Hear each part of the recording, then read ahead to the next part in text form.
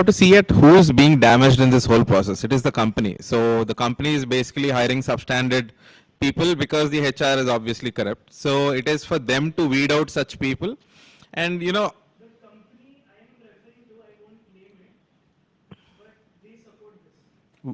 no company as in no shareholder would support it, no management would support it because it's their money that they're losing, right?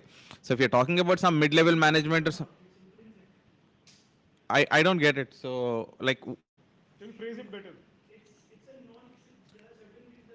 no, no, no. But known as in, we might know it, but if the senior management isn't aware of it, then somebody should bring it to the notice. In the end, the government can only interfere if somebody is being harmed. Like who is being harmed in this process, and and usually that is what companies do. Companies do file cases on the HR people when they get caught. I think this happened with one of the software companies, and they filed a case on them because they're causing that. That's fraud, basically. They're cheating the company. So the government doesn't have to necessarily step in, but if and when the company finds out they have a problem, and it's in their best interest, right?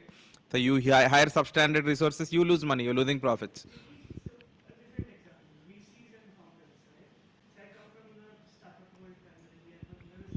Yeah.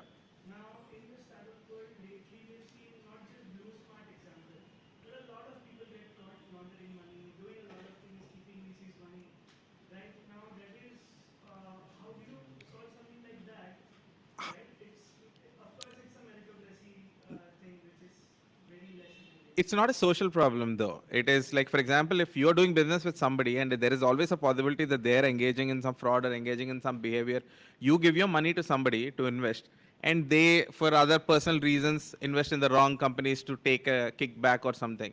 You have a problem with them. This is the government will step in when there's an actual problem. And Akash, you Can wanna? I just add something? Yeah, yeah, sure, go ahead. So basically,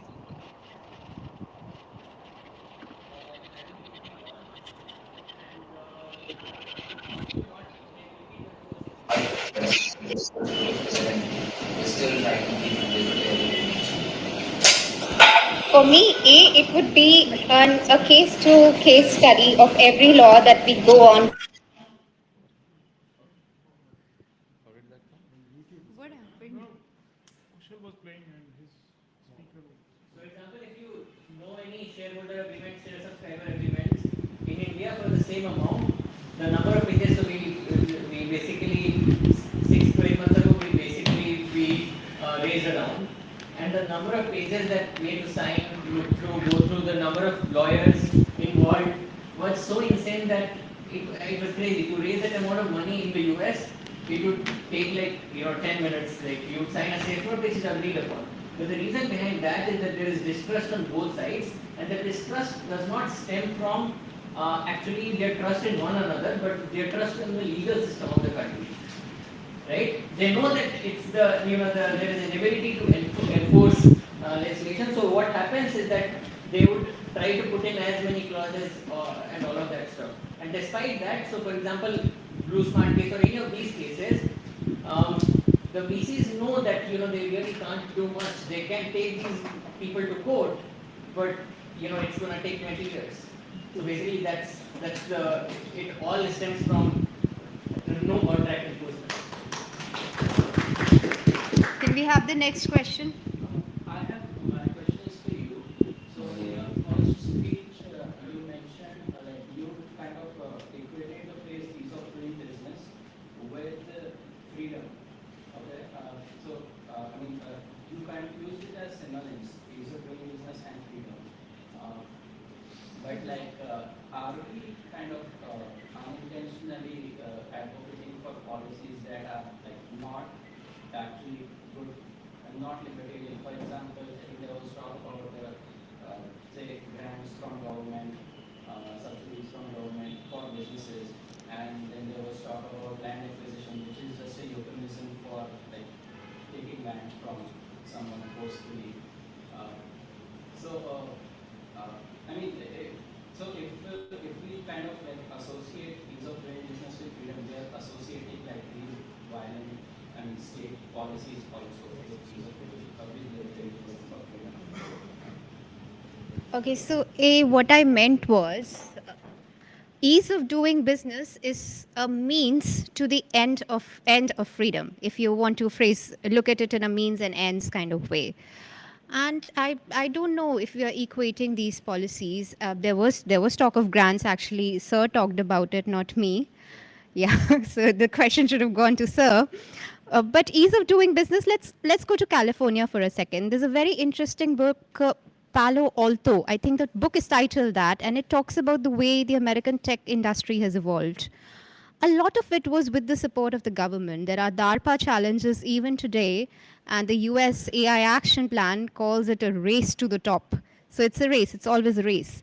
The government, in a way, is always indirectly or directly involved with businesses. Ease of doing business basically means don't interfere with people's work.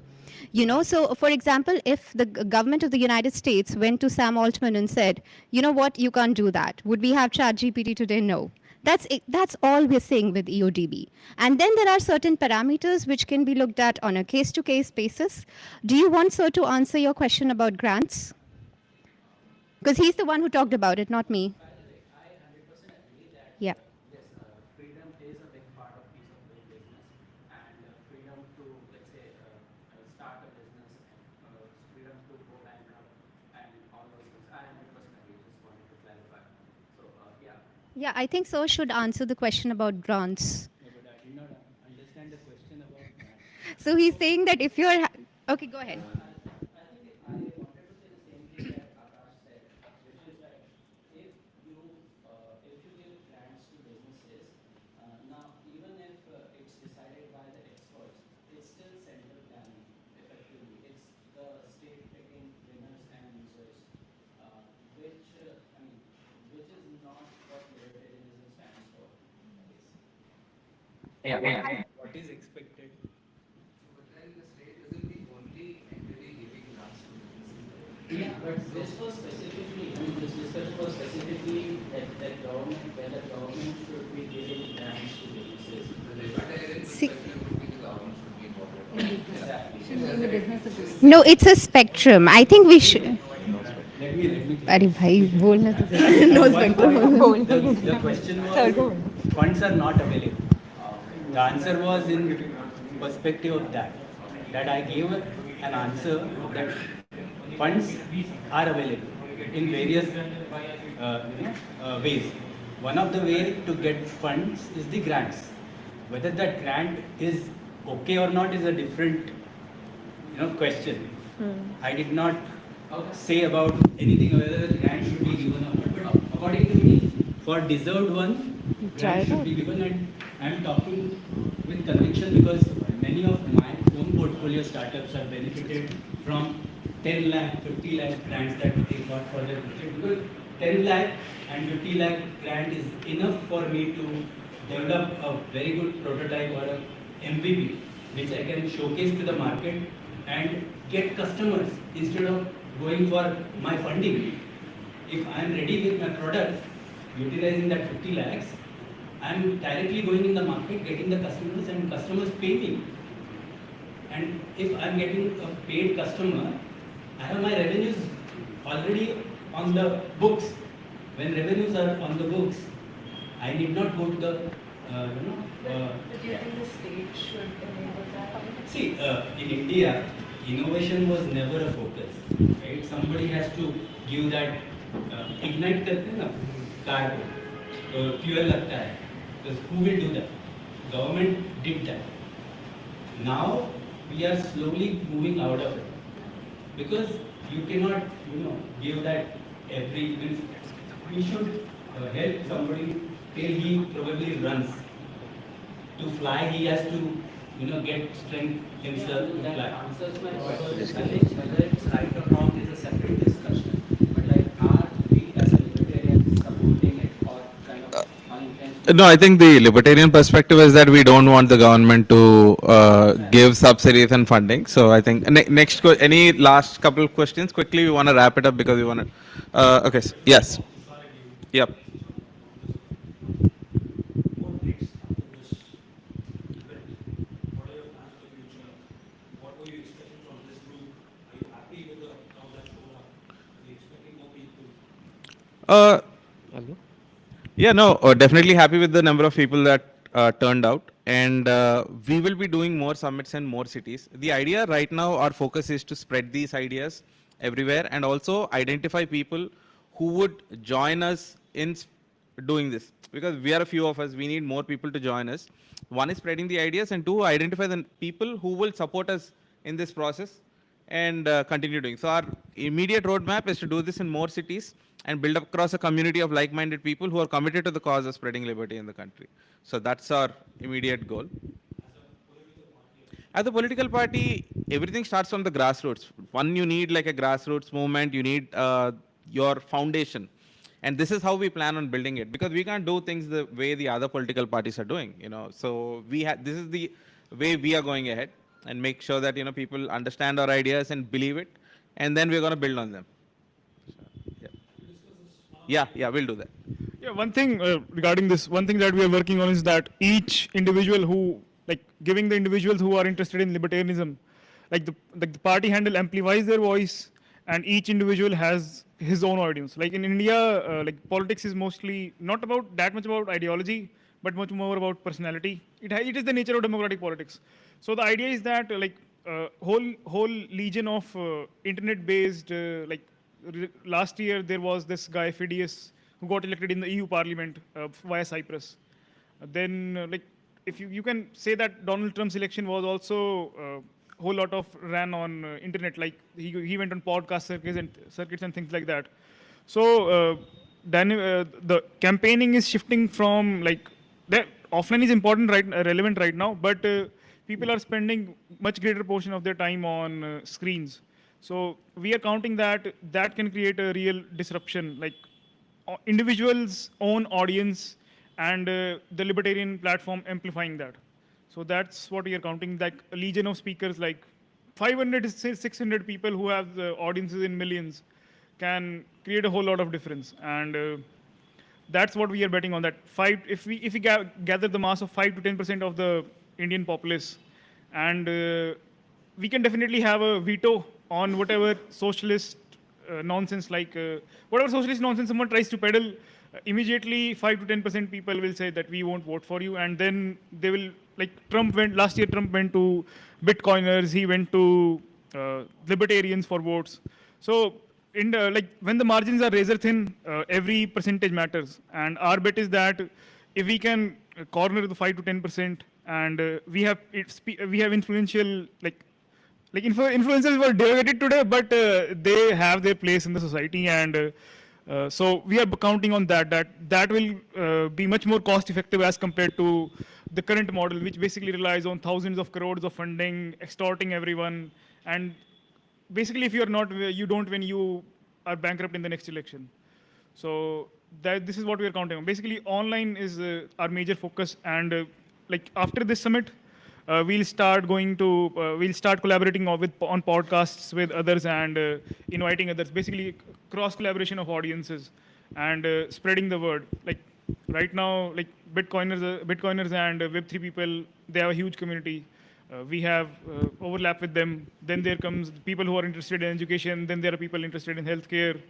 So a whole lot of these communities, feminists also believe, like some sort of feminists also, like there is a whole lot of uncharted territory that we can collaborate on and expand the ideas and present an alternate view as compared to what socialists are presenting. So it is vastly blue waters, and we are not afraid that if anyone tries to call it, suppose one say that I want to start my own party, you are welcome, because the territory is so big that anyone can start and gather a small niche, and the more every individual has an audience, the better it is for the movement as a whole. There may be the flavors may be different, but as a party platform, the role is to amplify the general principles of individual liberty, property, and happiness. So that's what we are working on. Yes. So my question was for no one in particular, but in general. For example, you spoke about subsidies. So as a libertarian, we expect the state to take care of our national security. In today's world, national security has become more complex. For example, rare metals and UAVs and other such technology. Because we have seen in Ukraine that conventional methods are evolving. subsidizing these industries very heavily. For example, if today, even in United States, they want to build UAV, it's not possible for them without government support to do that. So, like, it is a concept I struggle with. Is the like subsidizing these things right or not in this scenario as a libertarian idea? See, we are pretty clear that subsidies create market distortion. So, what basically happens is that in subsidies, you are basically saying that we are prioritizing resources for this particular industry as compared to other industries. Like Japan had some version of it, like window guidance. So it was window guidance basically that we'll provide cheaper interest rates to these industries in manufacturing, and then they will thrive. Like automatically they thrived. But then a crash came and Japan hasn't recovered from that. And similar thing is happening in China as well, that they have now they have overcapacity, and they are struggling left, right, and center to sell the excess inventory any way possible. So what ends up happening is that when you subsidize a particular industry, that industry benefits, but the credit, since market mechanism isn't operating and rational actors aren't there, so as a result of that, resources scarce resources have alternative uses, and resources get centralized bias, and as a result, efficiency is driven out. I'm not debating whether the idea of subsidizing is right or not. Yes. I agree, it's Yes. wrong. I'm saying in realm of national security, for example, rare earth metals, China processes almost 99%, 90% of those things. Today, if they want, and these metals we use in everything, in modern technology. And regarding that, what if other countries find other alternatives? Like they are betting that these will continue to they are betting that this will continue in perpetuity. But people will find alternatives. Like during the World War, USA tried to control the oil supply. Yeah, it definitely damaged the other powers, but they simply adapted to it and made their engines more efficient, found other ways to fuel it. So it isn't like if China, basically what you're saying is that what if they monopolize something strategic and other countries have to struggle for it. But the beauty of capitalism is that you find alternatives, and no one can hold a monopoly unless it's state granted. Just adding to what he said, Yes. like regarding the ladder. Yes. So now, since China controls 90% of that, and also recently we heard that they are not exporting rare earth Yes. rare earth materials. Now, we know that in future, all these rare earth semiconductors are going to be like the resources through which countries would control another countries. So if we, right now, if we don't give subsidies to our company so that they can be a giant, a semiconductor giant in the future, then we would be missing that opportunity. It's not because unless they give that opportunity for our local industry to grow, there is no way that we can reach that space in the near future and they can literally hijack that. No, when you're talking about rare earths, if India doesn't have rare earths, no matter how much subsidy you give to the industry here, you cannot get rare earths. So the other thing is now people are looking right now. US has already started exploration, trying to find other sources for rare earths. So that situation, no matter what subsidy you give, you cannot get a rare earth material. You will have to negotiate it with some other materials or something. And usually these sort of monopolies don't hold for a really long time. Akash will probably. So, just basically paraphrasing what Tushar wanted to say, rare earths are not so rare. So don't think rare earths are not so rare. You'd find out in 5 years. Basically, if this sort of would be a flashback, somebody would be saying the exact same thing in the 60s about oil. Oil. Right? Basically, because it was only few countries that controlled it. Now They ruled for 60, 70 years now. yeah, it did because but the world found alternatives, right? That's one part of After it. 60 years, I'm talking about present. But the world found alternatives. Now we actually find an alternative. Also, not really for 60 years. I have an answer for you. Not really 60 years. You can answer just one more question. Is Libertarian Party completely against subsidy that there is no flexibility into thinking? No subsidies. No subsidies. FOIRA. I'll tell you, if you are really concerned about anything, you can do it with voluntary association. If you think Why don't you start a company? Actually, Very simple answer. it does not have to be through the government. You can do it on yourself. हाँ जी. You know why it was found after 60 years? The oil countries in the Middle East formed a cartel basically and raised the prices so high that it was no longer prohibitively expensive to look for alternatives. That's when other countries learned about fractional reserves and started tapping into it because the more expensive technology is now cheaper because there's a cartel that increases. Actually, I would like to Oh. clarify, like rare earth metals are not there. I'm talking about processing. So China does not have it. China processes it, and it is a very complex process which requires like expertise of years. China didn't start like that. They invested in for 20 years, and today, even if we want, even if we subsidize, it's not possible to create that industry within like 6 to 7 years. Why does the government have to do it? That is what my question is. No. No, like, no, see, Not have to do it. Yes. China is subsidizing. Okay, I'll ask you a question. Okay, I have a question. For you. wait, let me address first his point. Like, yeah, there will be national security issues. Yeah, there you are right. But there are two ways to solve it. Like, you go the subsidies way, and the opposite is the tariffs way. But there is another way. That is easing up credit access and toning down regulations for our industries. That can be another way as well, and that will be much more effective rather than relying on these shortcuts. No, I just want to add one small thing to here. When we are talking about companies requiring a lot of investment, it is also a fact that a lot of companies, and I'm not talking about a specific few, Indian companies are actually not very rich because our economy itself is not very rich.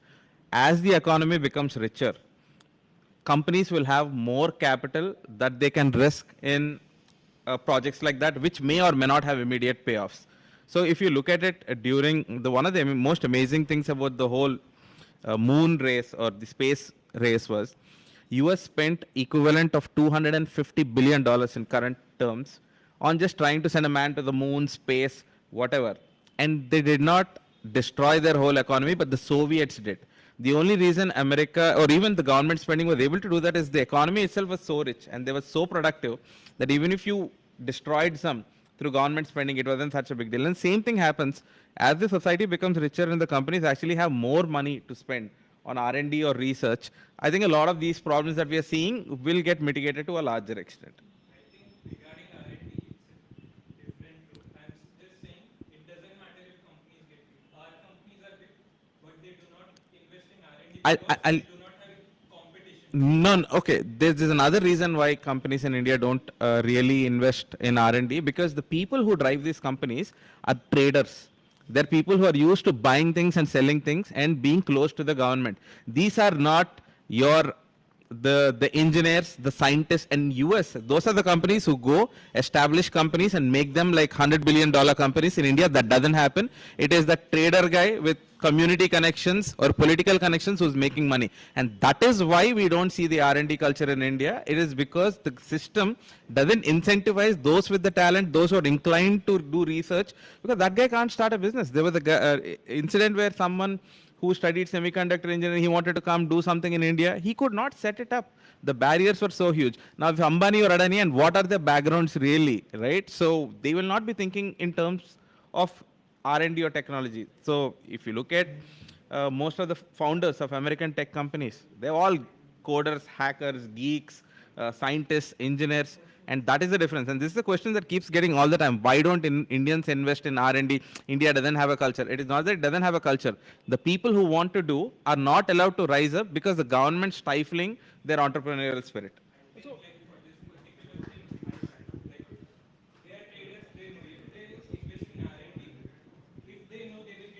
But why would they? Why would they? It is not profitable to invest in R&D for them. And also, Because they're traders and non-tech guys.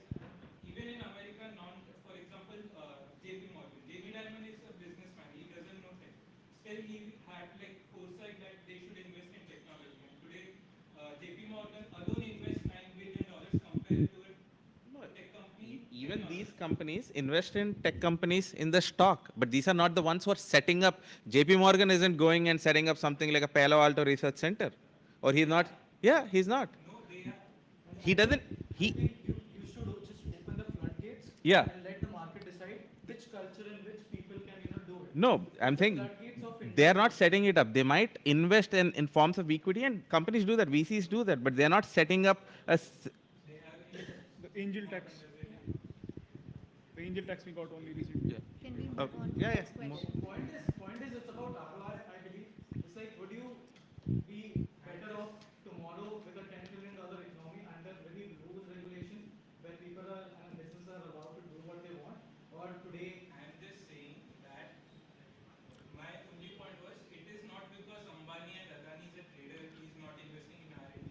I'm saying, for example, Charlie Munger says, give me the incentive, I'll give you the output. So our system doesn't incentivize R&D to That's exactly what he said. Yeah. he said he's because they are traded, that's why he's not investing in us. No, I'm saying the people who really want to do, there are a lot of companies where the founders, I mean, we've seen it in biotech, right? A lot of those biotech founders are all scientists and they've set up very successful companies, right? So when at a larger scale, or see again, as I spoke earlier, most of the wealth capture is happening in mines, sports, power sector, all this regulatory part. The rest of the sector is not really developing because the government's stifling down on everything, right? So as the country becomes richer, the tech, the science, all of those companies will have more money to spend more on R&D, and that will follow as a natural consequence. Your trader point is just to say that when you have a government regulation, Exactly. the skills you're optimizing The skills, for is yeah, dealing with exactly. Those skills. It's not that. Exactly. Yeah. So I think the answer is actually what you said. I think you answered your question. When you said that basically, and that's actually correct, there is ample research on this, empirical research in economics, that what are the sectors that invest in India that invest the least in R&D. And those are the sectors that are the most protected, right? So wherever there is more competition, more intense competition, those companies have to invest in R&D, right? So it's just basically a result of how much competition you face. So now, basically, if you close the economy, if you say that these companies need to be given protection because this is national security, then you are actually basically what you are saying is that this sector would be 30 years behind everybody else, right? Yeah, this is also like the worst crime that socialism does is that it spreads mass helplessness. Basically, if the state doesn't protect you, then you are gone. And this lack of self-reliance on the individual himself, and basically you are creating a whole lot of children and mentally crippled people who are just looking for help from some neta, some babu that do it for me, I can't do it myself. Like recently this video came out that people come to Shashi Tharoor for transfer of their children's jobs or something like nonsense like that. So this is the level of discourse that we are going on because the spirit of self-reliance is gone in the country, and politicians are basically trying to, the paternalistic state is basically trying to create generations of children who are just relying on the state and keep voting for them again and again.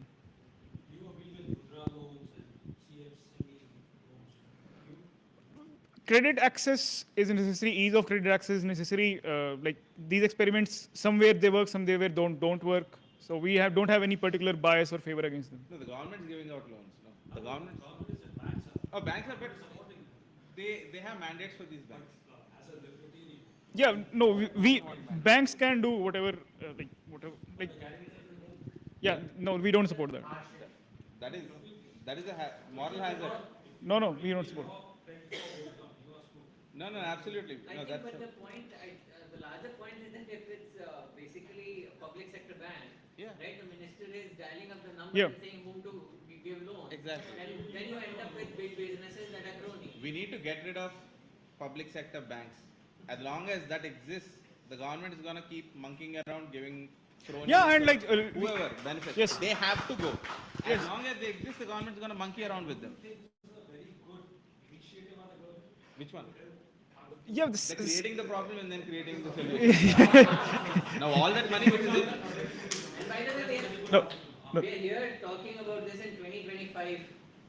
But See- this was Meenu Masani in his parliament speech when the government was just suddenly decided to nationalize banks. By the way, it was not even Nehru thought of nationalizing all the banks. Indira Gandhi apparently decided it in like a whim. And when that happened, Meenu Masani gave a speech. You can read the speech transcript, it will be in Lok Sabha website. Every single thing that he said would come, would happen, has come true. So basically all this cronyism, all the everything is totally enough. agree with you, brother. I am No. against PSUs. What I am saying is, Yeah, credit, the yeah. government says that private sector banks can lend money to entrepreneurs. It's so difficult to lend money when P2P lending platforms start. The RBI clamps down on them. Good proposals, then why not? Which one? For Mudra, Yeah, but what part of those loans are just giving loans is bad because the banks have to check whether or not the business is actually gonna return the money back. So, and when the government guarantees it, then why will they be careful? They just give it to whoever. Yes, see, government is basically papering over its poor contract enforcement. Like, So a good example is student loans in America. Yes. Government is a guarantor. So basically the amount of loan taken just increased and It- fees were pumped up artificially. So there is now, every university charging insane amounts of money. But can't they be vetted properly better as a grants? By yeah, see, that's the problem. Yeah, yeah, you can bet, but at end of the day, the person who loses the money would be interested in betting it properly. If I'm lending somebody money, I would want to make sure that I get it. Private banks do it, but government banks, that's the problem, When the right? government is the guarantor of loans, even if the vetting is good, most startups fail. And if government is guaranteeing the No, the loans, stats say that whoever has opted for CSV loans, they are punished like when they fail, it is the taxpayer who's paying it out. Yeah. The bad, or the bad loan. you are socializing the losses. Yeah. You are socializing the losses. But when the within the See- Talking about daily, we're talking about smaller But loans. also Mudra is like 10 lakh, 20 lakh. cost of borrowing capital in India is also way more for business than like in the US, no? And so a lot of this is kind of downstream of the fact that we have, yeah. Borrowing is higher, and even when you borrow money, you get more money. No, but the ease of borrowing and cost of borrowing, like there's just no such proposal in the US where you have to give entrepreneurs 10 lakh loans. Why is that? Like it is actually easy to get private capital. Apply for a loan, like for example, Mudra, bare minimum loan like 5 lakhs, 10 lakh loans, or then you need to start a business. I think that's a very good initiative by the government for smaller entrepreneurs. But of course, like we have something similar in something similar is going on in China where municipalities don't exactly provide loans, but sort of like you can use our facilities, you can use things like that. So they are basically acting as sort of VC funds for their local startups. The municipalities are doing that. So I think like this basically what we are talking about is that how do we ease capital access to MSMEs? And you're saying that the Mudra loan is a good initiative. Yeah, the success is coming because of access to capital. It's not because that the government is providing it. But and like a related matter to this is that there is like we all know that real estate prices are so high in India. One of the root cause of the problem is that we don't have many alternate asset classes to invest in. So people just think that there is only one class that you can invest in, and that is property, and that is the safest bet. Similar thing happens in China as well. That they don't invest in the stock market; they just invest in properties, and that's why they have a 3 billion housing unit surplus. Anyways, so point is that like government can changes rules and creates distortions in all other fields, but like property is relatively safe. That's why people invest in it. But and giving the example, like recently only angel tax got removed. Like how can you have a tax of 30%? Like it was around 30% or something. Yeah, angel tax was 30% until this year. Yeah. So this shows that how strict the government is about any the capital flowing to the entrepreneurs. These MSMEs are. Yeah,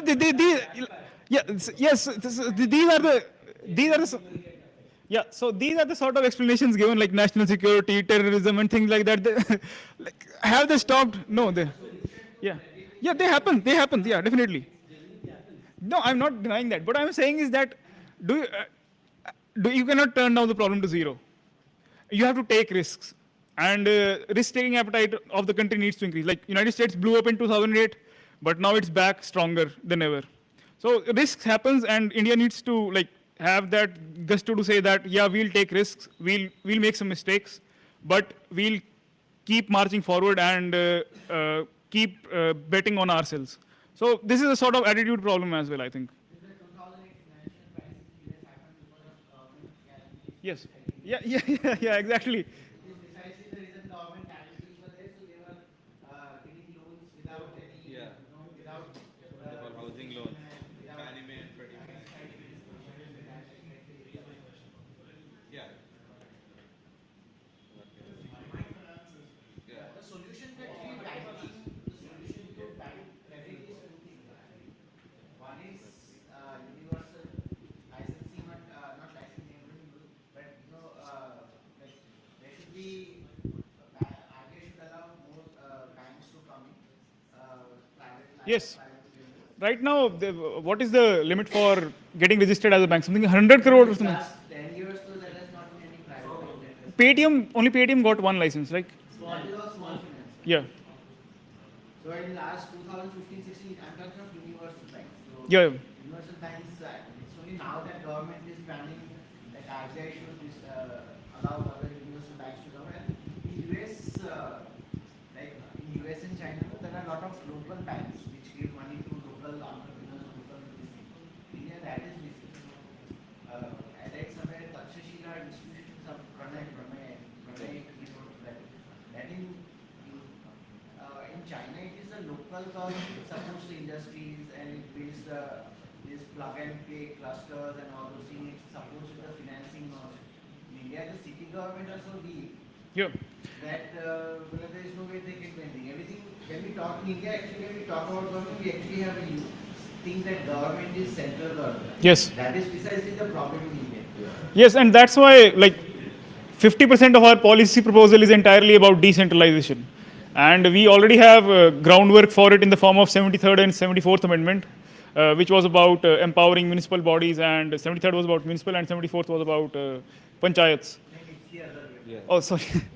So the point is that decentralization will make a whole lot of difference. Intercity and inter-village competition over a cumulative period of time will lead to prosperity all across the country. And like this objective of like uniform prosperity will be achieved through market competition better as compared to like this central government deciding that this state gets this much money and this state gets this much money and this much money will be taken from state. So I have one solution now.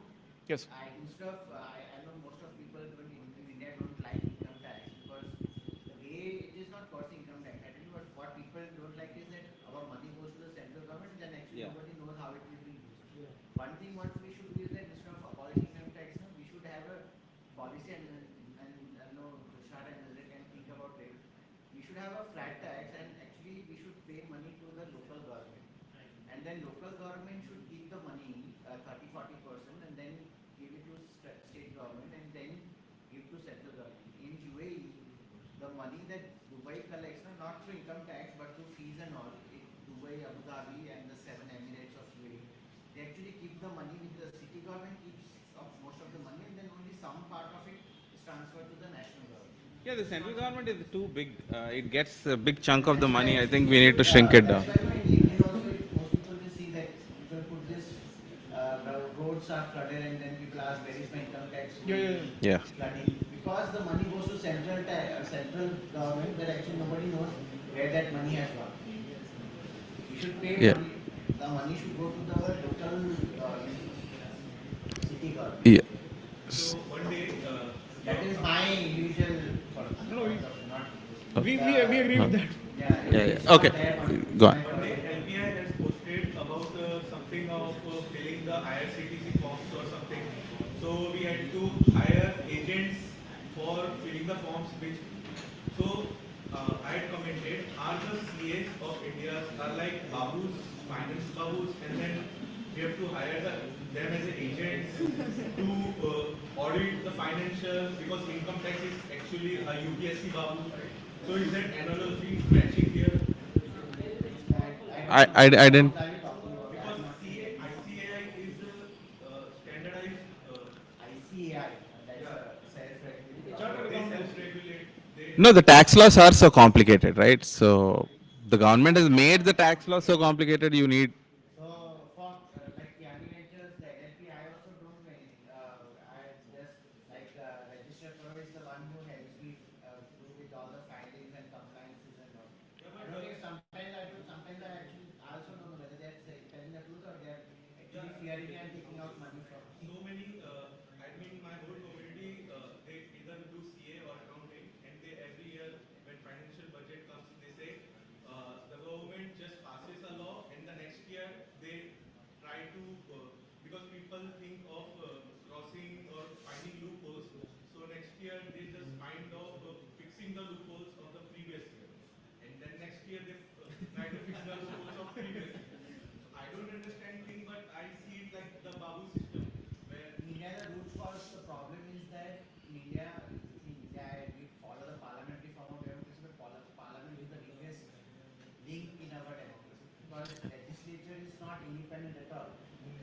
they just have to vote on the party lines. Yeah. Yes, now that, That's the fundamental. yeah, now that's related to like the act model. Yeah. Yeah, but legislature is, that's why we have in India, we have bad laws, because it's only the executive which can make laws. Also, Which you can were, introduce law based in this country.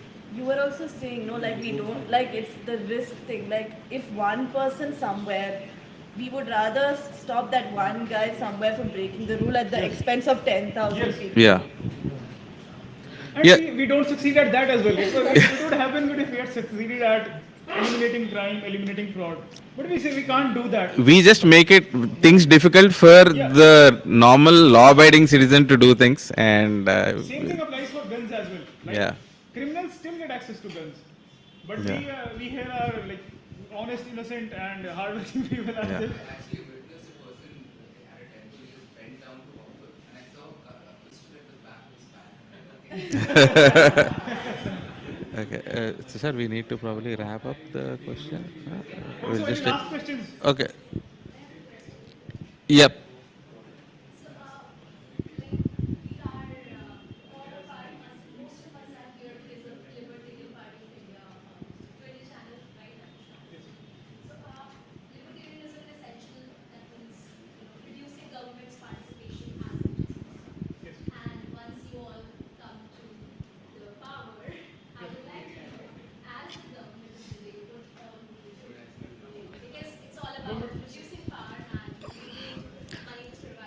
No, one of the things here is to understand that this is not just something that will happen if and when the party is in power.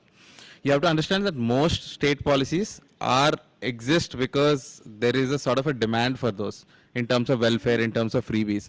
Our goal, apart from the political objective, is to make people realize that the policies that they advocate for are counterproductive to the goals that they want. And once that pervades public consciousness, existing political parties will also be forced to react to that by doing the sort of things that we are proposing. We are building an intellectual framework that we hope parts of it will be adopted by current mainstream parties or anybody, because the demand will come from the public. So this is as much of an educational campaign as much of a political campaign. And to answer the second part, what would we do? Again, it's very different because ideally at the central level, you don't want to do anything. Like literally, it would be afuera, just literally throw out entire departments out, sell out all government buildings in Lutyens, Delhi. Yeah. How much machinery, law and order should be delegated to the state machinery? It is not for the central government to come and. National defense It is is anyway largely, yeah. National defense. What power? Literally, we'll start tossing chairs out and we'll go home. Yeah, like. Yes. Is the Libertarian Party going to run elections?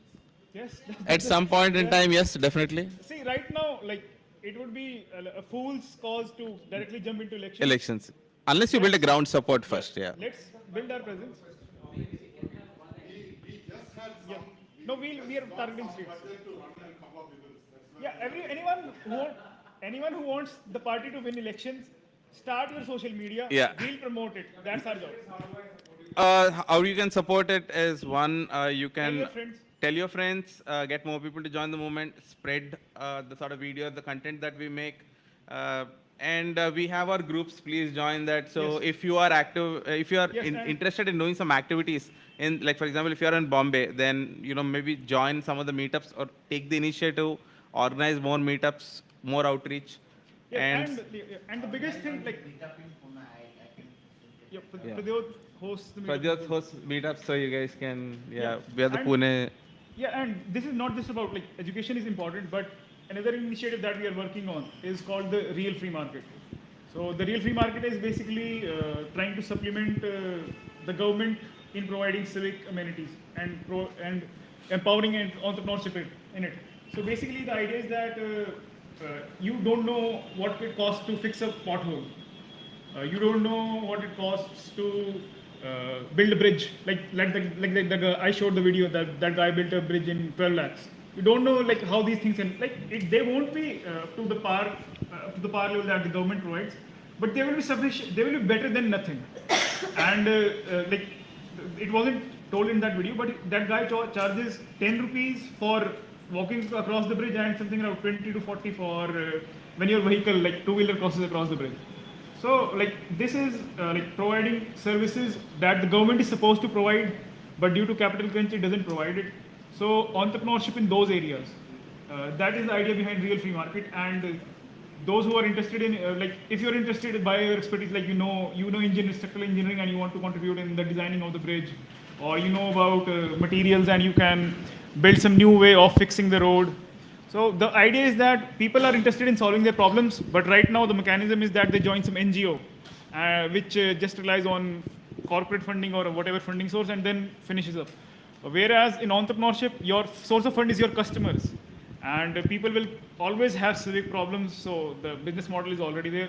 Although the like legality is debatable, because I recently found out that it is illegal to fix roads in India. Yes. So what cause of crazy country is this? So The larger question is like, then we are just saying that everything is private, and we are not making the government as one of the things. yeah, so, Yeah, basically that's the idea. The idea Everything private sector. Let's prove that the private sector can provide services for cheap, and then we don't need to pay that many taxes. So cut our taxes. So that's the idea. Yeah. Sorry. Yeah, but let's start. Let's start working on that.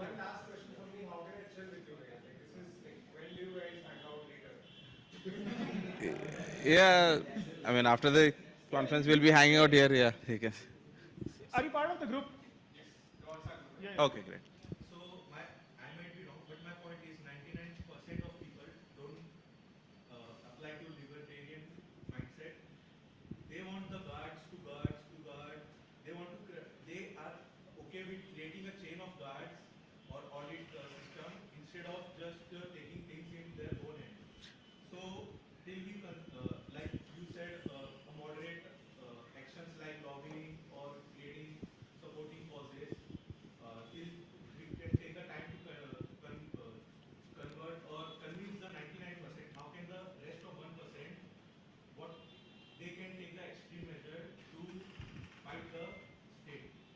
Like See, extreme measures if you're. Join libertarianism. Yes. that's the moderate. Yeah, and so even 99% of the people, I think sometimes it has to do with the sort of approach that you do. And in India, I think it's very easy to convince people about government failures. You just have to look around. Everywhere we look around is a government failure. Government, but they want the government. They want You see, look. No, because nobody has actually come up with a structured alternative idea Yeah. so far in India. We are literally the first. Like giving the example, recent example of that ambulance that Blinkit has started. They like those who were of the bureaucratic mindset, they opposed it.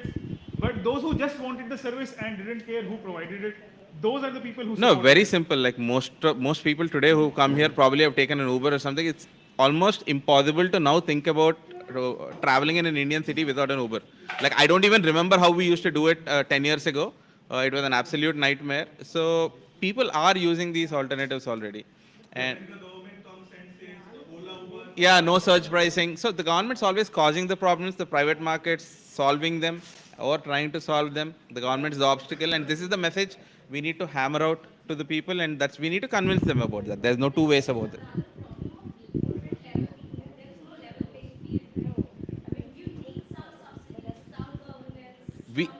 The best subsidy is not taking the money from them. The best subsidy is not taking money from the people. No, from the people. Every liter of fuel.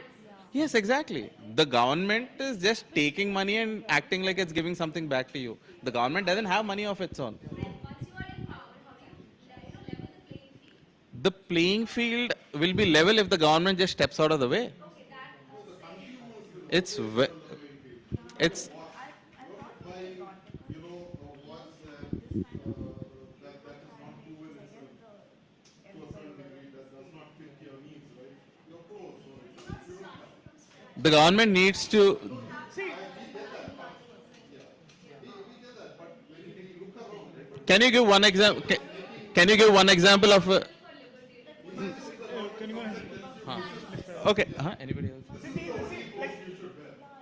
these are abstract discussions. Let's have these when it's the parliamentary session. Then. Can I ask a question? Oh yeah. Yeah, so sorry to interrupt, but I have one question that I've been looking to get answers from you all.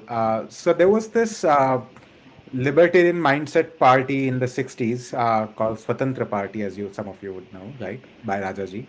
That party was the largest opposition to Congress back then. And it was a successful model back then. There were some shortcomings of it, because of which it kind of petered out. Have you thought about what are some of the learnings, some of the things that you could borrow from, the success of Swatantra Party to further this cause? No, I think Swatantra Party operated in a very different time, at which point of time the government was trying to literally destroy private property, and therefore all the zamindars, the princes, all of them supported it, and also because those people had a lot of support that translated into a vote bank. It's not that the Indian citizens themselves were like so involved into classical liberal ideas. They were a product of a certain political environment. Their ideas were fantastic. It is to our detriment that they didn't really gain more power. But I think we can't really extend too much of their strategy today in the current scenario. I mean, that's what I think. Okay, thanks. Yeah, and ground level organization is important. Like BJP is not one party; they are two organizations, BJP and RSS, and that's why they have more muscle than Congress. So you need a cause. You need dedicated supporters who are willing to put in the blood, sweat, and tears to make your vision in a reality.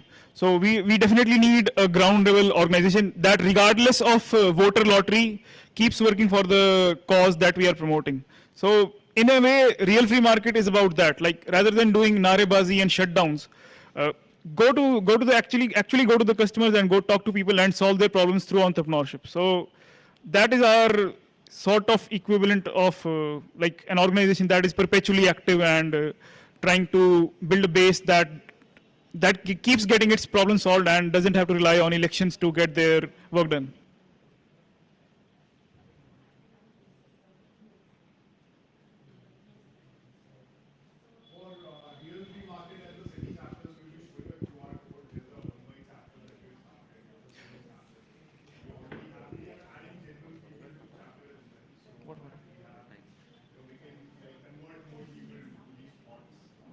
Supposed to be 6, so this is all one separate time.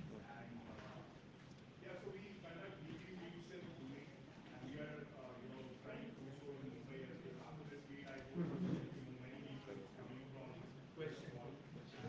Maybe what we can do is we can take these sessions on the reverse side, you can from the comfort of your Yeah. We'll just give you a link, you just join and it's like how Mr. Bansal is asking questions. Keep chatting with everyone. There are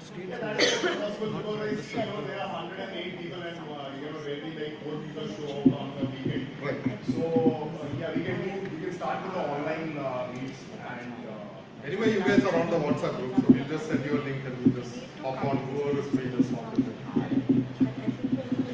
People from Bombay.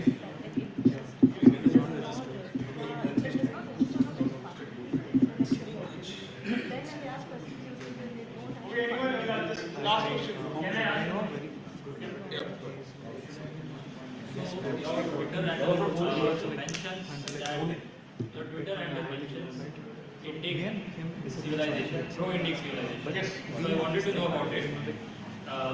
Apart from that, you said that 50% of your policies, ideas are decentralized. Yes. I am of the firm view, through my fellowship, through my experience, whatever I add, that whatever the next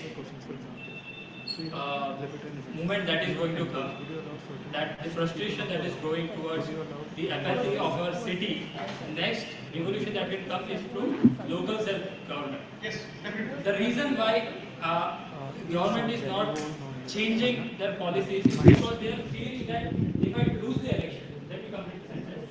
The reason why they are still giving subsidy rates is because they fear that farmers from Haryana, they would agitate and that they may lose the election. So what we need, there is a design problem in our country. If we want to change something, is that the politics, the election that is conducted, that is towards solving civic issues.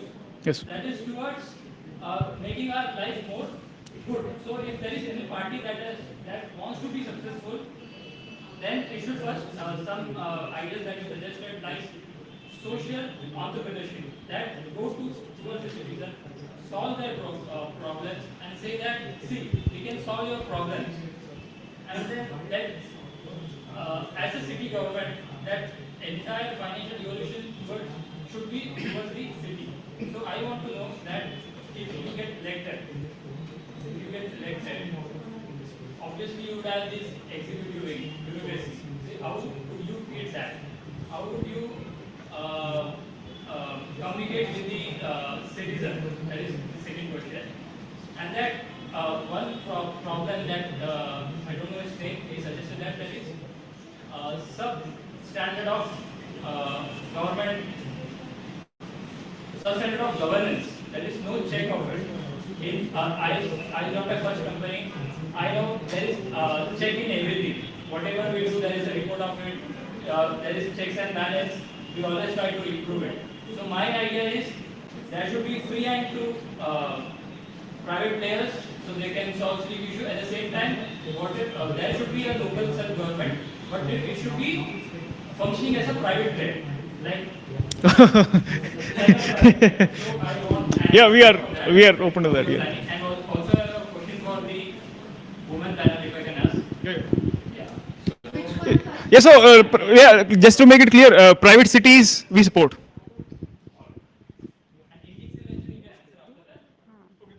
Indic civilization is basically we have these values of dharma, arth, kam, moksha.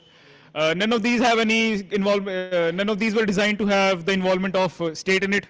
But the government is controlling our temples and trying to influence the Hindu culture way out of it. It goes way out of its way to control the people and their behavior under the guise of curbing casteism and things like that. So we are in full favor that our values, like our culture is collectivistic, but individuals' redemption is through his own karma, through his own actions. And that is pretty much ingrained in our system, and that's why we derive individualism and his redemption from his own actions through his own karma. So that's like the philosophy of karma is foundation of yes. Yes. Oh, one second, we'll just get back to that question one. What action plan do we have for educating the people and spreading our message to the grassroots? So we are doing a lot of podcast content. So at CFL we are doing a lot of content in Telugu. So we are looking for more local language content. So we're trying to identify people who can do that and spread the message. So right now our primary mode of disseminating information is through online, because that's a very cost-effective thing. Do more podcasts, do more interviews, and we are we need a lot of regional content. So yeah, anybody here, if you are here and you are very good with Marathi and can help content, then it would help in Young spreading. people are not going to rallies. They are watching their Facebook, their Instagram, and their, Instagrams. Twitter. So the strategy is online through this till we achieve a significant amount of traction, then convert that into ground level activities. Yeah, local Absolutely, not even absolutely. Hindi, local languages. Local languages like everywhere, you And know. also we have plans for like micro influencers, like those who have hold over 1,000 people or maybe 2,000 people and are interested in their welfare. So let persuade them to our ideas and things like that. So there are plans, but it will take some time. So that's it. Okay, no, just for the women's panel.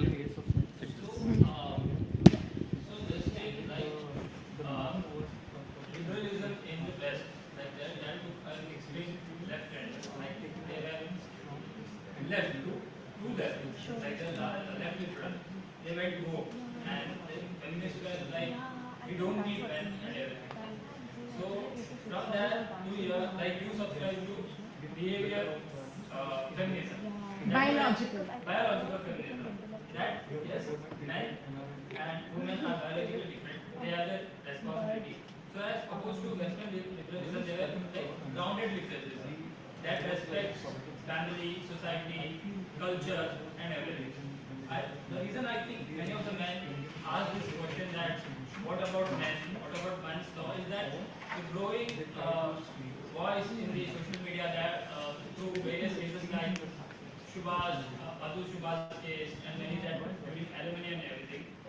So my question was, are you guys flexible on this aluminum issue and everything? Like that you are constantly.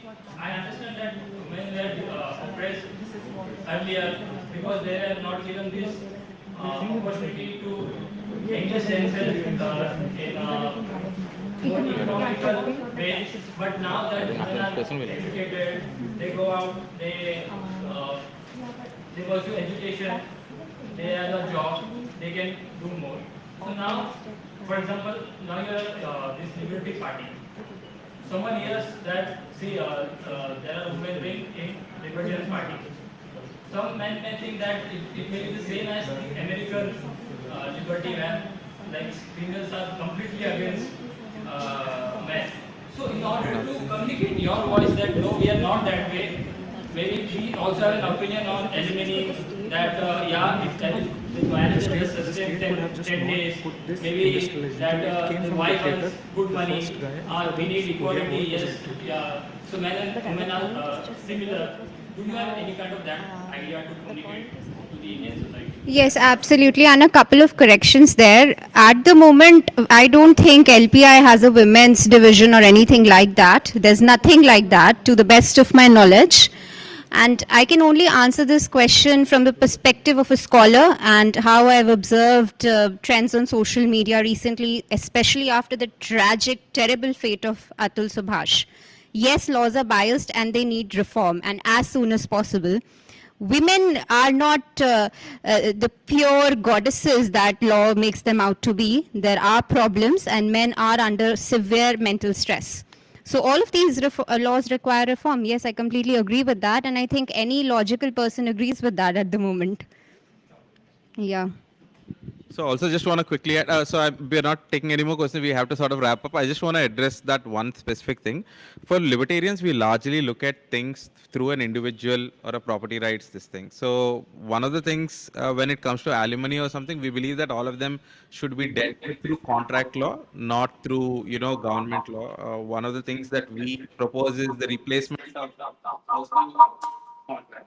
So any matter basically can be but then by 5 months of the contract, you have to submit your contract, get it registered. So the whole issue, whether you want anybody, whether you want anybody, the same conditions, the rate, and everything. So that would be a case. Okay. We can debate that later. Marriage is a contract can be debated later, but yes, the spokespersons are being like Yeah, it is a contract. But anyway, thanks everyone for coming. We sort of have to wrap this up. Yeah, thank you.